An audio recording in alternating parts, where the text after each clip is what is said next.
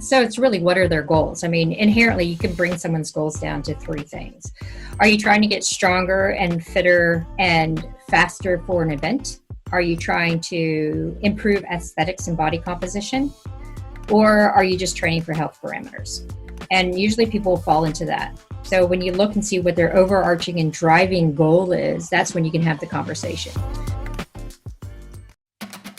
Okay, I want to know more about you. Not because of just your success in your sport, but truly, like, what makes you tick and why are you so full of joy? How do you normally approach a race like that?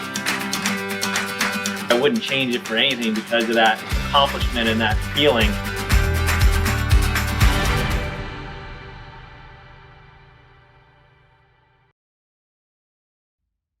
So I've always had kind of two hats, so to speak. So one has been thermoregulation, and the other has been, the other aspect of women are not small men. And I always looked at sex differences in the heat and hydration, but no one really took it up. So I kind of kept those separate hats.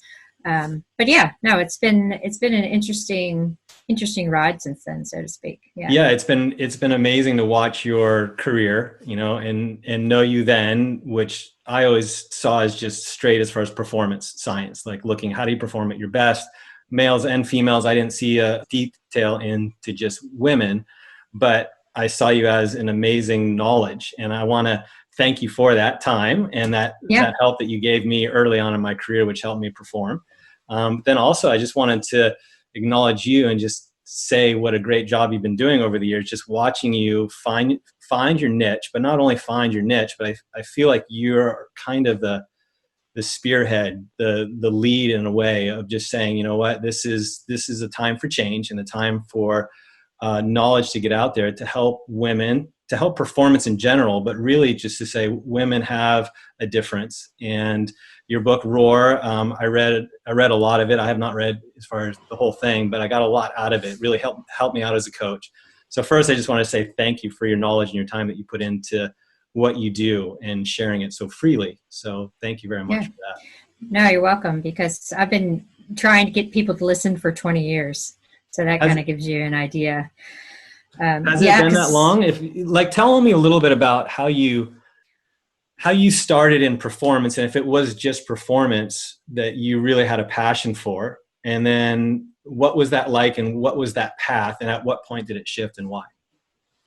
It was always driven by performance, but like most athletes, we're inherently selfish. So I think it really started when I was an undergrad and I was rowing for Purdue. And, you see the lightweight men's team, and then I'm on the lightweight women's team.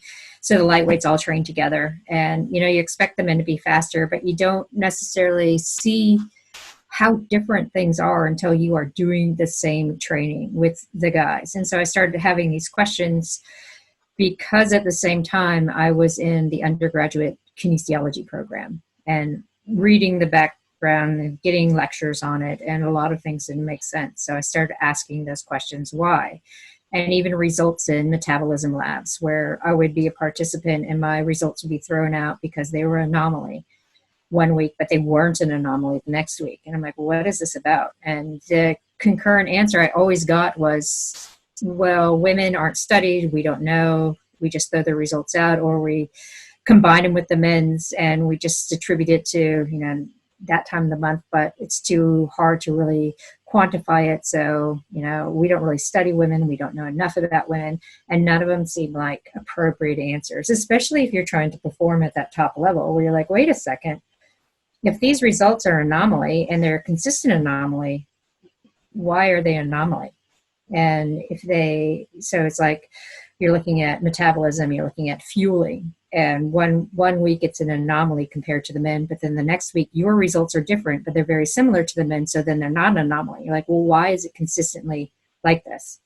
And then you start really digging and understanding, I have a menstrual cycle, and there are certain times where I feel flat, and maybe it's not really because I'm not adapting to training, maybe it's something else. So that was the seed that had been planted. And then as I went through like my master's degree, I did overtraining in women across the menstrual cycle, trying to understand if there are immune differences. And mood differences between what was in the literature and there were, and then getting out and being an athlete and working with other athletes and understanding that this is not just me asking these questions. So I had the availability to be an academic in the lab, as well as being an athlete on the circuit, listening to other women and seeing the differences. So it's been a long haul, but I think it's really just the past 4 years that there's been uptake, because the globalization of women's sport and the conversation is easier to be had. Performance was always the drive, but just in the last 4 years is where you really put the emphasis in women. No, gosh, it started 8 or more years ago when I first got involved with creating drink mixes and had Osmo and was saying, hey, you know, there are recovery differences, there are hydration differences. So you pushed a women's line out, but the market wasn't ready for it. They're like, what do you mean? There's so many people like, no, there's no differences. But pushing that message and then having the availability to write Roar and get involved in more research and pushing it out through the channels that I met through being in industry instead of just academia. So when was that? How old is my kid? 7. So yeah, 8 or 9 years ago is when it really I started really pushing and writing articles about it for popular media, implementing it into some of my training practices, working with my teammates. And then when I retired from professional sport, because I had to choose between being a mom and having a career and or being an athlete. And of course you can't really give up career and kid. So really trying to help those who stayed in the professional circuit get their performance potential without getting into the ramifications of low energy availability or overtraining or poor recovery. Because a lot of the things that we think about with overtraining just can be maladaptation because they're following a program that isn't specific to women's physiology, because there are inherent sex differences at birth from muscle enzyme activity. Like women have a greater protein uptake in the muscles for beta oxidation. So they're already able to have max fatty acid oxidation, but they aren't so great at regenerating from the high intensity like men. So in a training camp situation, if you have mixed genders, you'll see men can do 3 or 4 really hard, intense days in a row before they're like, I tap out, I need a recovery.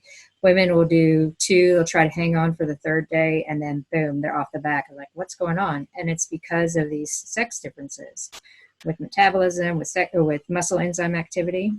And would you see that as being universal? Like that was the commonplace that you would see? It just wouldn't be from one woman to another, would have those different differences, but there was kind of like a standard difference that you would see that. Yeah, standard difference, yeah. And now it's like you're working with working with coaches, and they're saying, well, I see these anomalies in all my female athletes. It's like, it's not an anomaly. It's something that happens to women. So trying to get people to look outside of that box, look away from that male lens of the 4-week periodization scope, and you have microcycles within a 2-week scope, and really understanding that comes from the male model of training and male physiology and male data. And we start putting the nuances of menstrual cycle and sex differences into how women adapt and what their nutritional needs are. You can create a microcycle within a woman's training that really benefits their physiology for maximum adaptation without pushing them into low energy availability or without pushing them to an overreach state that's too hard to come back from. Yeah.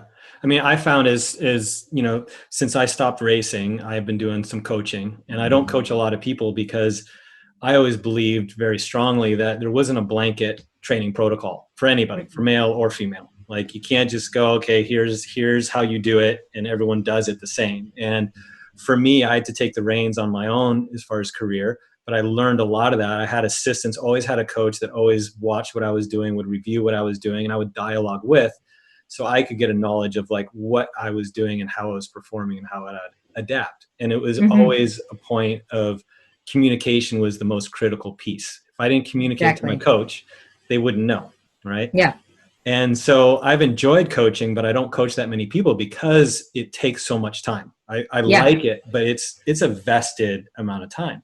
Yeah. And before I read your book, I found out, or I realized that I was really I found that I would help women a lot perform better. And I think it wasn't because I knew that women were different, but it was just my approach in that hearing what the athlete needs and adjusting. I would never write a plan more than 10 days to 2 weeks max. And I would usually adjust it.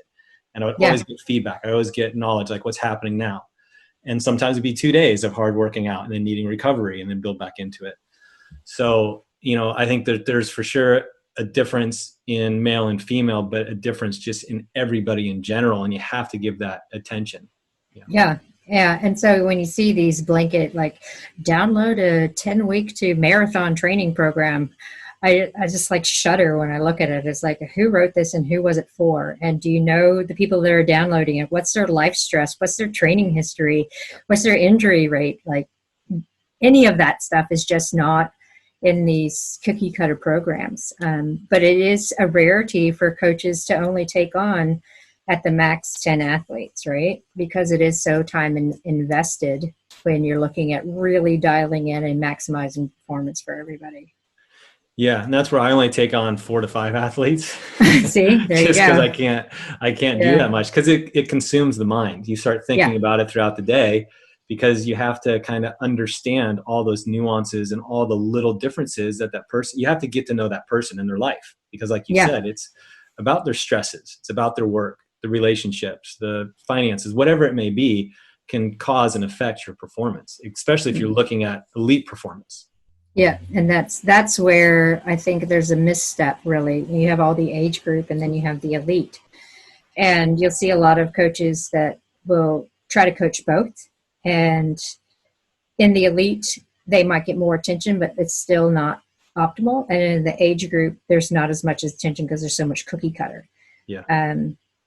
So it's interesting to see how things are evolving. But there's still a lot of the cookie cutter stuff that's existing. Yeah. So I would like to know a little bit like how you would approach, there's 2 aspects that I really want to talk about. One is the elite performance, right? And that's a very small, group of people that want that extra edge, that 1% that's really going to affect and improve them. But I'm sure that there's a lot of information that you have and knowledge that will improve that can also help the general, right? So looking at how can we apply specific things that we can take away today from this talk to go, what can I do on my daily life that can improve my life, my fitness, my weight loss, or whatever. And it all is based upon goal setting, right? And what your goals are. And that's the most important thing. But let's first talk a little bit about elite performance and training and the differences between men and women. You tapped a little bit about it, where men may go 3 days really hard and perform, but women may only need 2 days, then they need a recovery day. What else, as far as the basic broad strokes of a month and the cycles and stuff like that, can you share with us?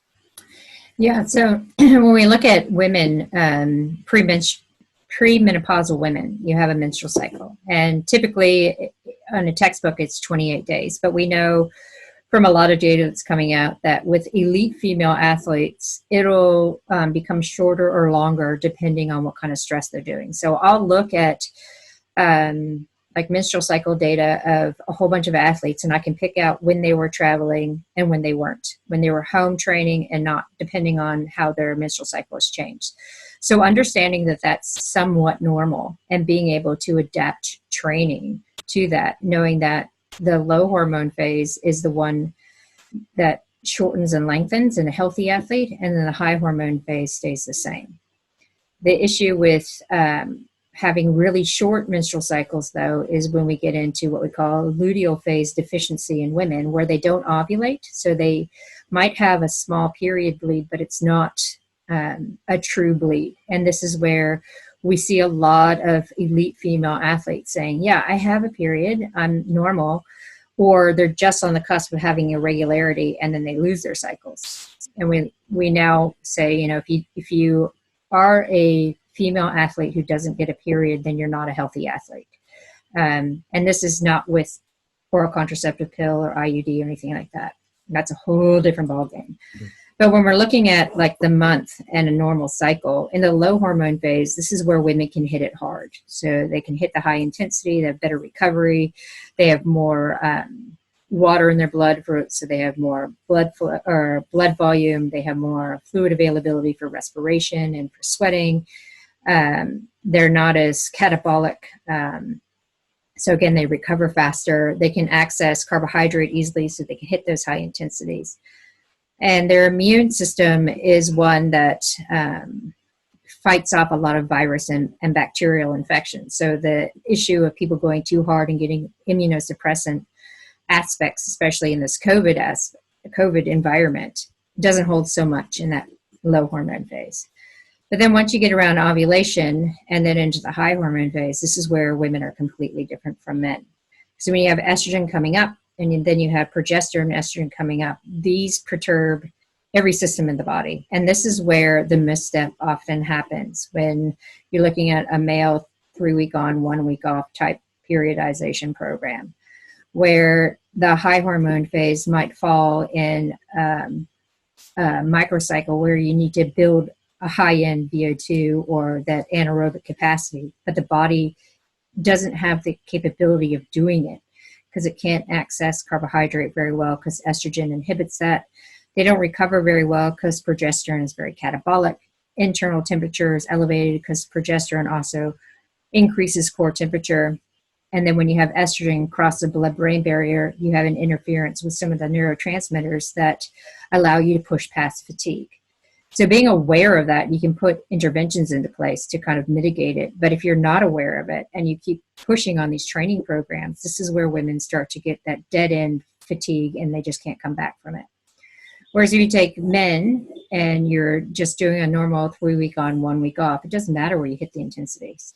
It's understanding that men can have the 2 to 3 days high intensity, then a day recovery, and then they can hit it hard again. And you can keep doing that. But with women, it becomes very phase specific. And I find even with men, sometimes they end up training too hard too often as well. So men, as far as can learn a lot from what you're saying as well, in that sometimes you just have to listen to your body. So you're saying like with women, you just have to get more knowledge of what you're feeling, right? Like, you know, your cycle, or you can find out what your cycle is, right? Yeah. And one of the biggest things to start with is tracking your cycle. There are so many women who couldn't really tell you what phase of the menstrual cycle they're in. They might remember when they had their period last, but other than that, they're not that in tune to it. So one of the first steps I have women do is track their training, their mood, and RP over their menstrual cycle, and you'll start to see this patterning.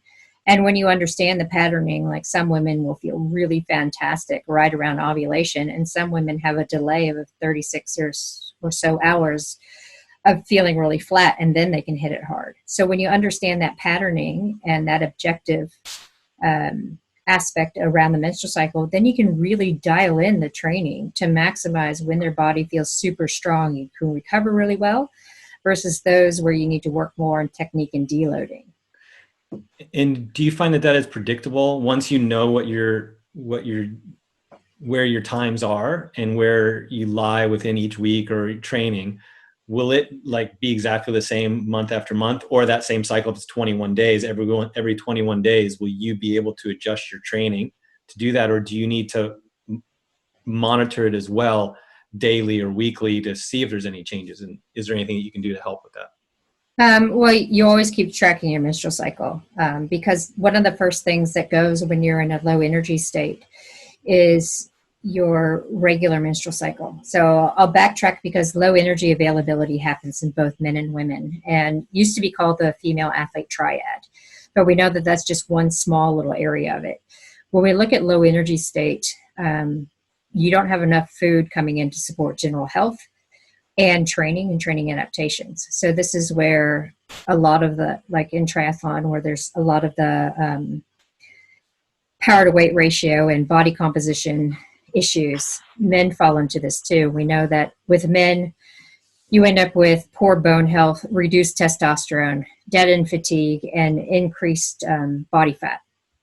And, you know, no man is going to go up and be like, hey, I've got low testosterone, right? So the signs and symptoms for understanding what low energy is in men aren't as apparent as they are in women. But for women, low energy, after 4 days of low energy availability, thyroid starts to become a little bit dysfunctional. So you'll start to feel a little bit more sluggish, fatigued, be a little bit more intolerant to cold and cold stress.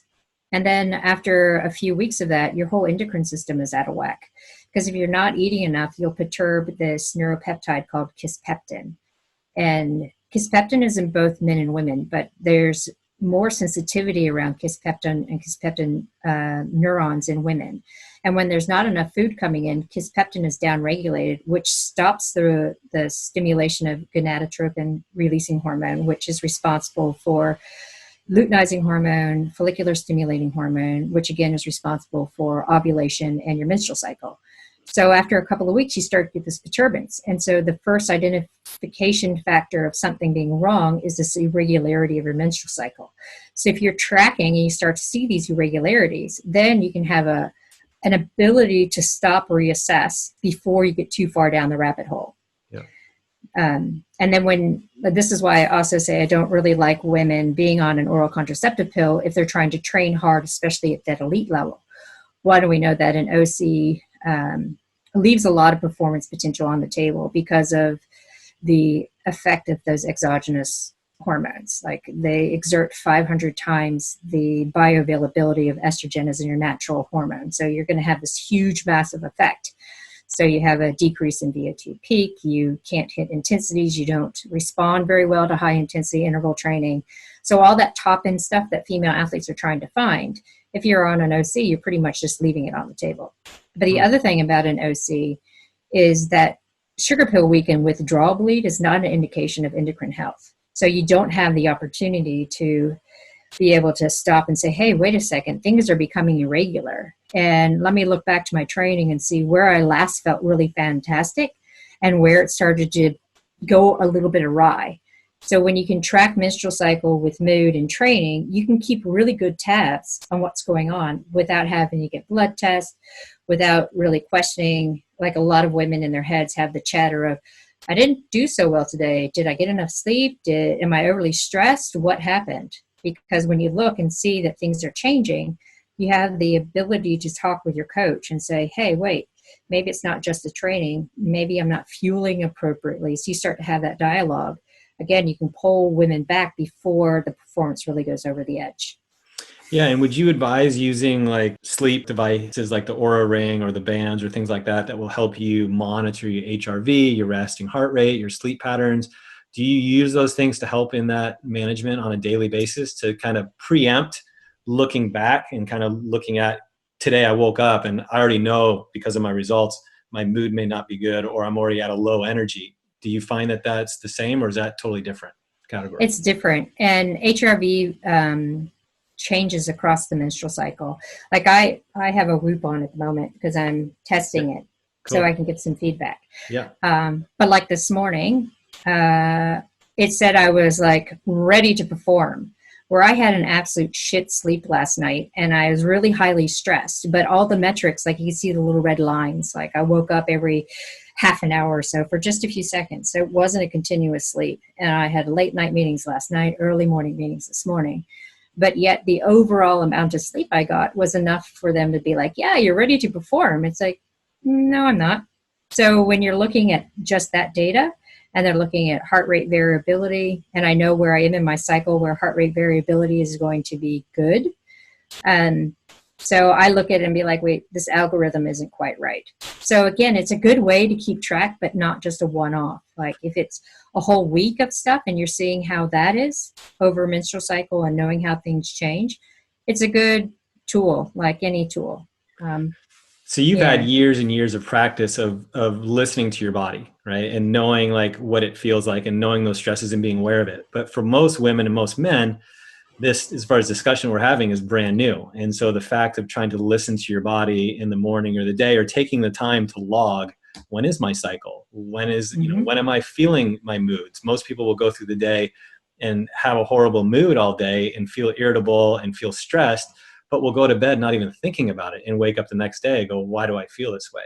Yeah. So I feel like it's like a daily practice that you have to remind yourself, like, what am I going to do today? And taking that time to make those notations or practice those skills of listening to yourself. Yeah. And there are apps out there. Like you have the Fitter Woman app, which is a little bit 2D. You can keep track of where you are in your cycle, but it doesn't feed back the information to you per se. It just tells you, oh, your period's going to start in 2 days. But there's a couple of others that are using artificial intelligence, like Wild AI, where every time you put in a data point, it learns about you. So it can tell you a couple of cycles down, saying, hey, well, every day 23 in your cycle, this is how you feel. So maybe you should consider reducing the training load or eating a little bit more. So it's learning you and your patterning. So the first bit of time investment in a lot of the tracking, yeah, it's going to be a little bit labor intensive for most people who are like, yeah, I don't want to do that. But the more you use artificial intelligence to learn you, the less you actually have to invest in it. So now you talked about if you have low energy to look at the assessment of where that's coming from, right? So if a general person who's new at this is waking up and feeling slow, lethargic, or whatever, their energy is low, what is the first three things that they should look at? And you mentioned them before, but what would be those task items? Would it be looking at how many calories did I eat in the last day, or how much sleep did I have? What are the first things that you should ask yourself when you're feeling so the best thing is really to fuel for each session. And I know this is going against a lot of the endurance athletic stuff about doing fasted training and the low carb, high fat stuff. But we know from research, one, that women shouldn't do fasted training. It's okay for a couple of sessions every 10 days for men. But when you're looking at the aspect of women doing fasted training, it's a non-starter because of the kisspeptin and all the other things I've talked about. Now, when we're looking at how do we go about understanding low energy availability and what's the first thing I should do, fuel for each session. So it's not eating the same amount for each session, but knowing that if you're waking up at 5:30 in the morning to hit the pool deck at 6 o'clock in the morning, no one wants to eat something in that half an hour. But if you're doing maybe 100 and 150 calories of fluid, so you might have protein powder and almond milk, or you might have watered down apple juice, just something to bring blood sugar up and drop cortisol, you're going to get more out of that session than if you didn't. And you're already going to reduce the catabolic hormones that cause so much of the perturbance. So the other aspect of when you go to the pool and you're swimming for 90 minutes, have something to hydrate, and maybe for the back end of that session, you're having some glucose tablets or something that's going to bring your blood sugar up, so you're not tapping in so much into that cortisol for the breakdown aspect. So you're just reducing overall stress. So the stress that you do put on your body is all about training stress. It's not about the metabolic extraneous fuel, not lack of fuel stress that gets so many people into problems. Because the longer you stay in that catabolic state after training, because a lot of people will delay food, the longer you stay in that catabolic state, the more your body says, hey, wait a second, I have to conserve. So even if you book in calories on either end of the day and you get enough, it's not the same as if you're fueling for every session, because you have a big gap with that catabolic state that puts your body in that same quagmire of low energy availability.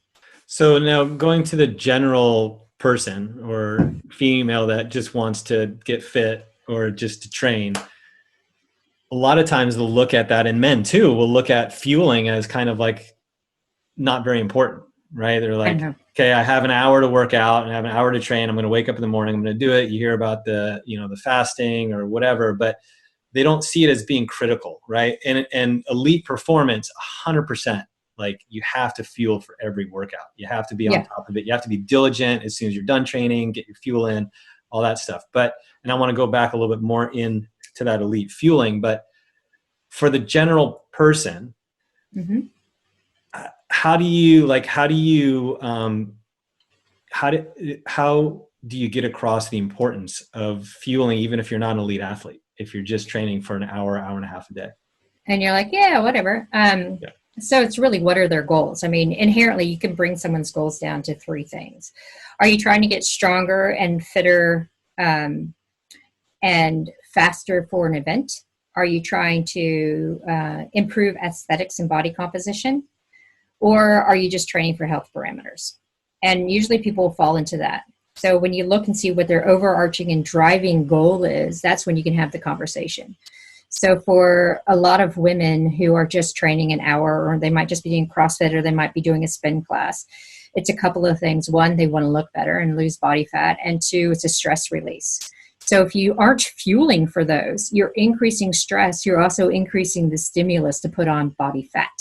So as soon as you say that, they're like, whoa, okay, I'm going to fuel a little bit. Maybe I'll just have a banana. But even splitting breakfast, where you're having like a protein-oriented coffee before you go to your spin class or your CrossFit, and then you have your breakfast within a half an hour after finishing, that's fueling. It doesn't have to be something specific of a protein shake and extra food here and there, especially if it's only an hour, hour and a half. But not having fuel on board mitigates a lot of the things that people are trying to do.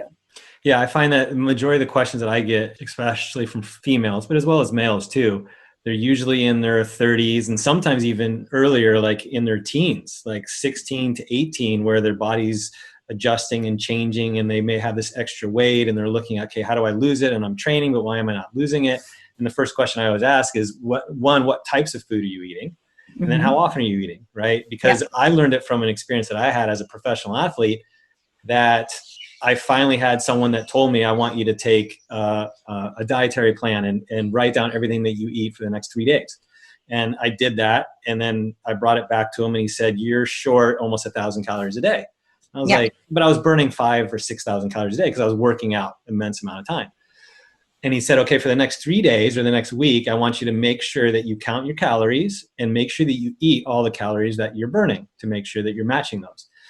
And I remember every night I would sit down and write it all down because I didn't have apps then. And I would write it all down and I would look at it at 9 o'clock at night and I would be short 500 and something calories. I'd be like, what am I going to eat at 9 o'clock at night that's going to give me that many calories? And the first thing that goes in my mind is ice cream. Oh, yeah. So I would go straight to the ice cream, get a good bowl of ice cream. It was a pleasure. And that week I ended up losing like 4 to 5 pounds. Yes. And I wasn't eating the best food, but I was eating the right amount of calories. And that for me was an eye-opening of the value and importance of making sure that you're eating the calories that you're burning. Like everything you're preaching is fuel yourself for what you're doing. Exactly. And a lot of people are still in the mindset of calories in, calories out. And when you're looking at athletics and being performance oriented, you need calories for fuel. And so the more you eat, the more you're going to lose some weight. And like I'll have female athletes that are coming to me and we'll do a dietary assessment and a resting metabolic rate. And they need to have an additional 500 or 600 calories. And it's really hard to tell someone they need to do that from a female scope. So instead of saying, hey, you need to eat an extra 600 calories a day, you just look at their fueling around training. So you make sure they're fueling well and then put in an extra snack in the afternoon. So it doesn't seem like an overwhelming amount of calories to add back in, but then body fat starts to come off and they start seeing they can hit higher intensities and better workloads and that kind of stuff. Yeah. Because when you're in that stress load, your metabolism is in kind of a survival mode, correct? Where it will hold on to those things and hold on to that fat and you're not optimizing your performance at the same time. Yeah. And systemic inflammation as well. So a lot of people will be like, I don't understand. I gained 4 pounds in a week. And I was like, well, you're not eating well and you're holding on to extra inflammation in water. So when you start eating better and feeling for things and really adapting and reducing that inflammation, then the weight on the scale also comes down. Mm-hmm. And then you maintain the muscle. You know, you may not see weight right away, but you'll see maybe fat loss and maintain a lot more of that lean muscle that you want to maintain for strength and speed. Exactly. Yeah. That's really good stuff.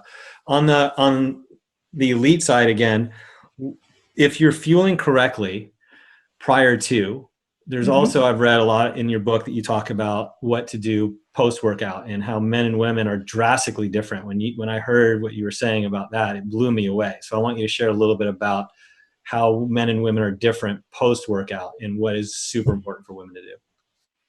Yeah, so women and men differ in the types of fuel that they use during exercise, and that's relatively unknown. So, women they use more fat, but also amino acid profiles are different. So when it comes to recovery post-exercise, men have a longer window to replenish and refuel and bring their metabolism back down to baseline. So for men, it's between 3 and 18 hours, depending on what they did and what they ate to keep that window open. But for women, we have 90 minutes. And in that 90 minutes, we have to get protein in to repair the muscle, and then also be aware of carbohydrate intake to refill and refuel the glycogen stores. And when you start looking at protein content as well, I mean, everyone's heard the chocolate milk campaign, 20 grams of protein post-exercise, or the 4-to-1 ratio of carbohydrate to protein, all male data. So when we look at female data, women need more protein post-exercise.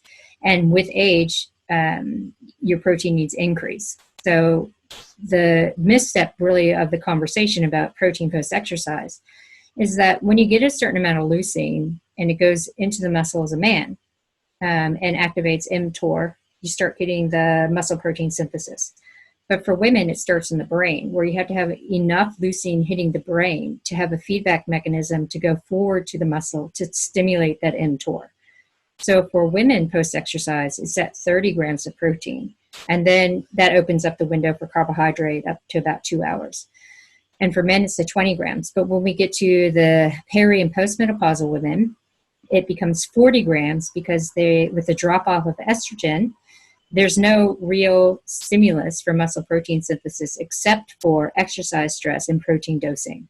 So it becomes really important for older women to get that 40 grams post-exercise. Yeah. That's a lot. Yeah. And how do you suggest them get that in? Because they're not going to eat a burger and eat a lot of protein after. What would you recommend as far as fueling? You said leucine and just amino acids, like a good complex of amino acids, BCAAs or essential amino acids? Primarily from real food. I mean, one of the best recovery foods out there, if you are not vegan, is non-fat Greek yogurt. And I say non-fat so it exits the stomach quickly and gets into circulation, because you're getting the combination of whey and casein. It's a fantastic, around 25 gram hit in a single serving. You're also getting sodium and magnesium, potassium, some of the other electrolytes that get lost during exercise. And if you throw in some almonds or some other nuts, you're going to boost it up to that 30 gram mark. Then you have the subset of a lot of athletes now who are plant-based or vegan. So they're turning to vegan protein powders, which doesn't have enough leucine in it. So when you're looking at a vegan-based or a plant-based protein powder, you want to look and see, does it have around 3 grams of leucine per serving? And most of them fall short. So that's where you can look to add some branched chain amino acids, but better yet, eat some real food. So you're looking at the combination of, if you have a peanut butter or nut butter sandwich on seed bread, and add in some extra flax seeds and maybe hummus carrots, you're going to hit that 30 grams. It doesn't take that much. You just have to be aware of what you're eating. So the past couple of weeks, I've been like slammed with meetings and homeschooling and stuff, so I'll forget to eat. Like I'm one of those people under stress where I don't get a big appetite, and I've gone out for a couple of hard, like I'll do some heavy lifting and go out for a tempo ride. I'll come back and I'll forget to eat, and then the next day I'm like, what the hell? Why can't? And I'm like, oh, I forgot to eat. Yeah. So I've missed that window, and I've just had dead legs. And so this week I've made it a priority to like try to recover well. And it is working. It's just when you forget or you miss that window, it takes its toll. Yeah, totally. And I want to shift gears a little bit because I know we don't have a ton of time, and I know you have the kids and everything, so I want to make sure that I get you back to that. But I want to shift gears a little bit to where you talked in your book about how a lot of women in elite sports have said that their performance has been affected because of their period or because of PMS or whatever. And you specifically talked about a remedy or a way to help address that beforehand, knowing that it may land on a race day or on a performance day or whatever. How would you, if you can share a little bit more about that? Yeah, so in training, it's all good. Like you can maximize training around your menstrual cycle, but racing's a completely different story, right? You can't be like, hey, Kona, I can't race on you that day. Could you please move it? Like that's just not going to happen. So the first step is being aware. So when you're aware of if you're affected by PMS, then you can put in these specific nutrition interventions, kind of level the playing field. So 5 to 7 days before the period starts, this is when estrogen and progesterone are at their peak. And then they start to taper down, but this is where you feel the most effects. So like I said, when estrogen crosses the blood-brain barrier, the symptom symptomology of it is brain fatigue and the lack of mojo. But if you're boosting your leucine content in particular, leucine crosses a blood-brain barrier and affects the serotonin receptors the way estrogen does. So now you don't have estrogen that's hypersensitizing the serotonin. You now have leucine that's taking its effect, and you don't get that brain fog. The other thing about having more circulating amino acids is it counters the progesterone catabolic aspect. But the biggest thing is inflammation. So when I talk about the PMS stack in the book, I talk about taking magnesium, omega-3s, zinc, and a baby aspirin. And that's really specific to prostaglandin activity and inflammation factors. So we use more magnesium and zinc in the building of the uterine lining. And we have a total inflammation response. So if you're countering that by taking magnesium and zinc and omega-3s, then you don't have the severe cramping and bloating and a lot of the debilitating cramps that women have. And then the addition of the baby aspirin is it's specific to some of the prostaglandin E2 and COX receptors, which will downgrade inflammation and make things less severe. So the really severe cramping, bleeding, bloating all comes from an inflammation response. So when you're taking the magnesium, zinc, omega-3s, and baby aspirin, it just downgrades that inflammation. So over the course of 3 cycles, it becomes a moot point. The symptomology and aspects of PMS just kind of dissipate. So then you wouldn't have to be, if you were a female that had a race that was coming up, you don't have to be fearful of that day and how you're going to perform. You can mitigate it and address it beforehand by just doing some of these simple steps. Yep, definitely.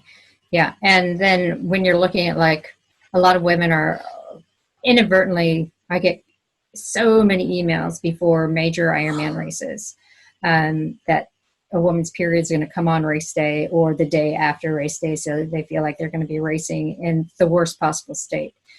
So we put in the whole magnesium zinc aspect. We do some preload, and we make sure that they're having a lot of protein along the way too, because all of that helps counter these hormonal effects in the body.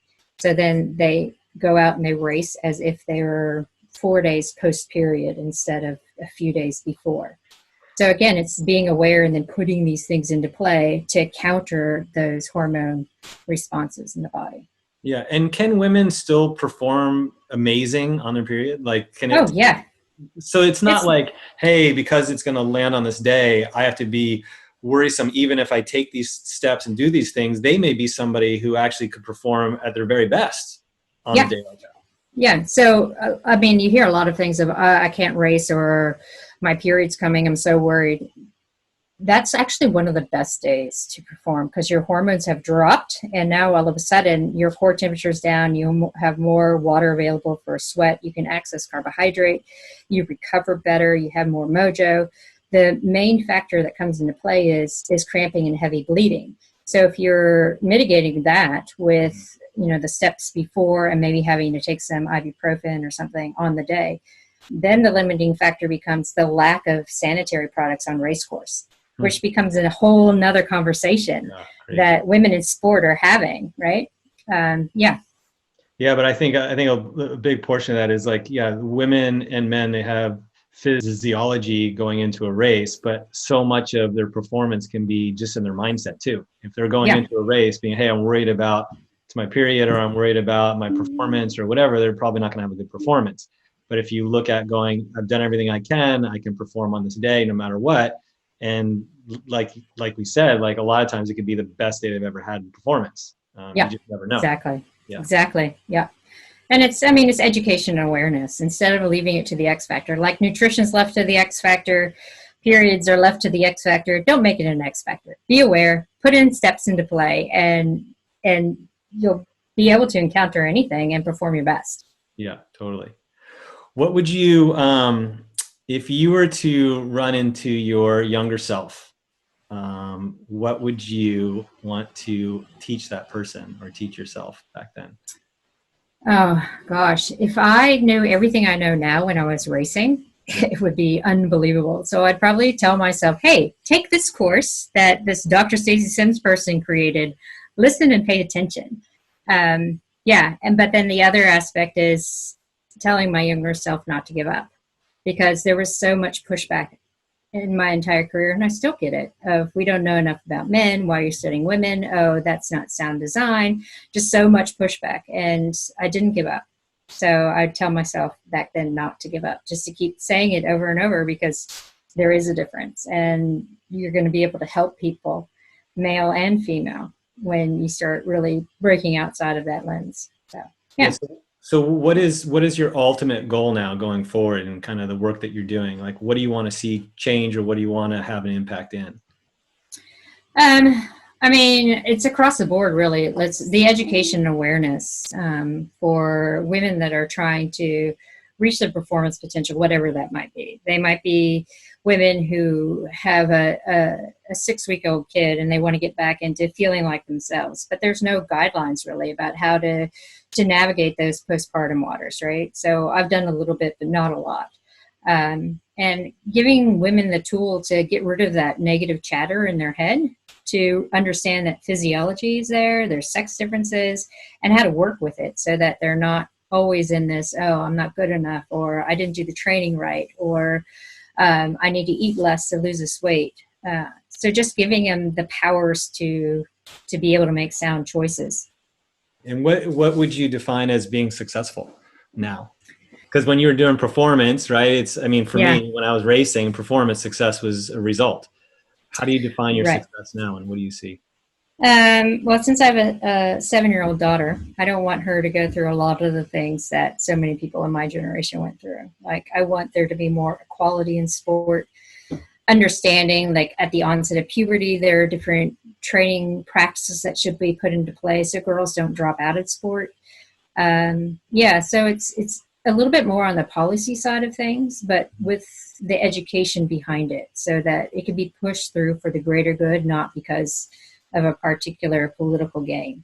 And then along those same lines, because you've been around so many amazing athletes, you've worked with, as far as very successful athletes, and you've seen a lot come and go, what would you say the three characteristics that you would see that are universal across those successful people? Like, what are the key characteristics that you'd see? Most of them listen to their bodies and understand when they need to take a break and not get up super early and push through training just for training's sake to mark something off. And they have conversations about themselves and their health. Because we know that a healthy athlete is one that keeps performing. And every time you're out with illness or injury, it's that time of detraining that a lot of elite athletes don't want. So most of them are very humble and open to conversation and understanding and learning. Instead of being told what to do, they ask questions. Mm-hmm. And those are, it's not really three, but those are the biggest things I've seen. Like, when we were working together, you were always asking questions like, why is this? Why is this? Why is this? Why is this? I'm like, this is someone who's going to go far, because he's not just, someone in a wheel being told what to do. He really wants to know what's going on with his body and how to help himself. And that tends to be the course. And then women who eat more instead of listening to coaches and propaganda that tell them they need to weigh a certain amount. And they actually like, no, that doesn't help my performance. So again, it's listening to their bodies and doing what's right for them. Absolutely. Yeah. And one of the things that I know that you're doing right now is you're about to start a course. And by the time this podcast comes out, hopefully there's an additional one that's going to be coming out. So tell us a little bit about the course and what someone will receive out of that, because I think it's super valuable. Yeah, so it's called The Women Are Not Small Men, and it's 7 weeks of intensive. I think we had 72 to 75 chapters of 20 minutes. Wow. Where it goes through everything. It goes through like the history of women in sports, the guidelines like protein intake and carbohydrate intake, and there's no data to support women in that, what you should do, what all the hormones are, what they do to you, what an OCP is, what an IUD is, perimenopause, postmenopause, training, nutrition to match that. We have some coaches that come in and give their perspective, kind of like you did earlier, just because I feel like there are a lot of coaches out there that aren't evolving. So when a mass amount of people understand that coaches do evolve, then it gets them thinking, and coaches themselves start asking the questions. So this will be, I think, the 4th time we've run it, and we get so much good feedback. So we'll see. And we have another one for menopause coming out in May, but you heard it here first. Right on.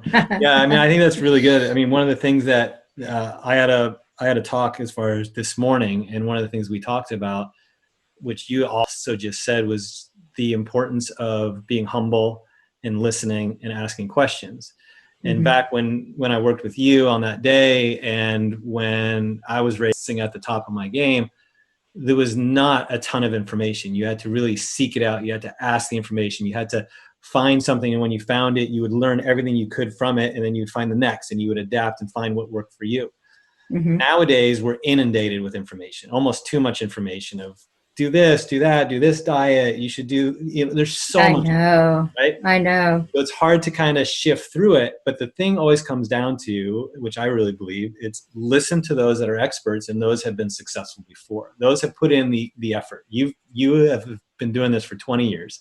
8 years in the mainly women focus. So you are the leader in women's knowledge in sports performance as well as just health. So it's like, why wouldn't you learn from you, right? So they can go to your book, Roar, which is amazing, as well as your course that you're doing. Where can they find your book? Where, as far as, can they find out about your courses? How would they get in touch with you? So social media is the biggest thing, really. So drstacysims.com is a landing page, but then I'm on Instagram and Facebook. And so that keeps track of everything that I'm doing. And we post little tidbits every day to help women understand things like, recovery time all the way through adaptogens and stuff.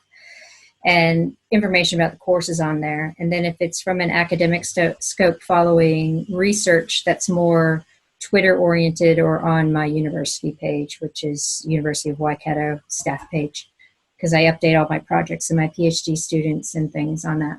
Perfect. Well, I will have all those links and stuff like that on the show notes as well. So those of you who want to can go to the show notes and get all the links and detail information where you can find Stacy and the new things that she's doing and everything. So I want to thank you, Stacy, for the time. You're welcome. Really appreciate it. We got maybe this much of knowledge, but hopefully some really good things. I think we got some great information out and pieces that people can take action right now and right away. So I would encourage those that are listening to right now write down 3 things that you learned, and take those 3 things and take action on those in the next day. Just say, okay, what can I do to move forward? Is that going to the grocery store and getting the right foods? Is it going and following a plan? Is it going and ordering the book Roar? Whatever it is that's going to keep that momentum moving, that's where I want to encourage those to take action right away. And so I want to thank you for sharing your knowledge. I also want to just acknowledge you and just say thank you for taking the time to learn everything that you're learning, and again, sharing it and really empowering women to say, I don't have to just follow the path that is set before me, but saying, hey, I want to set a new path that's going to increase my performance, increase my life, and increase my health and my energy. Because as you know, when your energy is good, your health is good, you feel better about yourself, then your relationships are better, then everything is better. And it's got to start somewhere. So thank you very much for pointing these things out. And again, I really appreciate your time. You're welcome. And thanks for having me on, because without someone else to spread the word, it would just stay in my head. Well, I hope you enjoyed this episode, and I hope you learned something new from it. And I encourage you to write down 2 or 3 things that you learned today, 2 or 3 things that you can take action in the next 24 hours to move yourself closer to improving your performance, improving your life, and living your life to the fullest. Sometimes taking the smallest change or the smallest action can make the biggest difference in a period of time of a week or a month. And so I encourage you to take that small step